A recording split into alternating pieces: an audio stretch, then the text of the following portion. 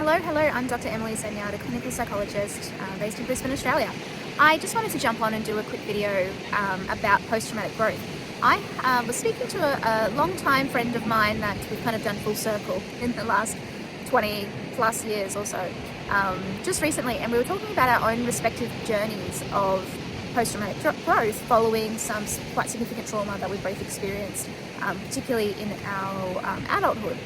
And for me, it was medical trauma that I've spoken about here and there on different podcasts and things. I'm at where am I? Kira Beach on the Gold Coast, by the way. Beautiful here. But what often gets missed is this element of post-traumatic growth. So you experience a traumatic event, and then some people are like, oh, my life is ruined. That's it. There's no, of course, I feel like it's okay to have self-pity and be like, this isn't fair, this really sucks, because actually it does suck. If you've experienced trauma or complex trauma, whatever it is, it does suck. And having thoughts like life isn't fair is sometimes valid and just, and that's okay.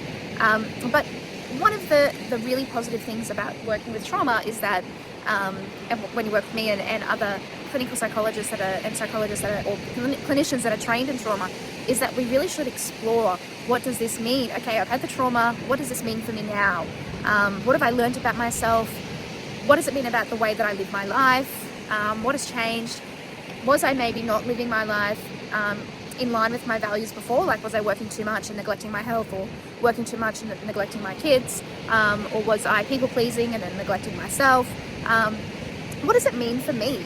And even if you were living in line with your values, what have you learned about yourself? Like how damn resilient you are, perhaps, or what have you?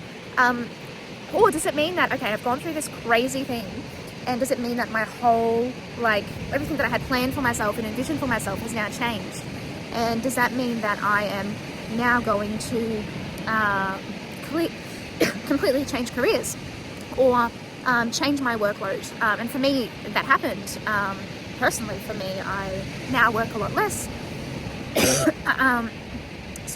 Now work a lot less, and I've changed what I'm passionate about. I still work heavily in neurodivergent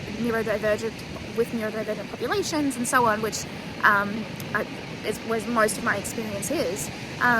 But my passion's really shifted towards the mind-body connection, the nervous system work, and post-traumatic growth, really.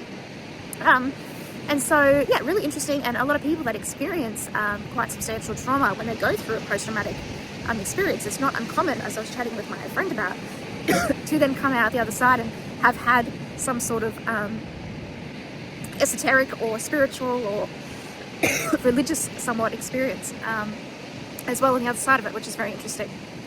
But if you've experienced post-traumatic growth before, let me know in the comments below.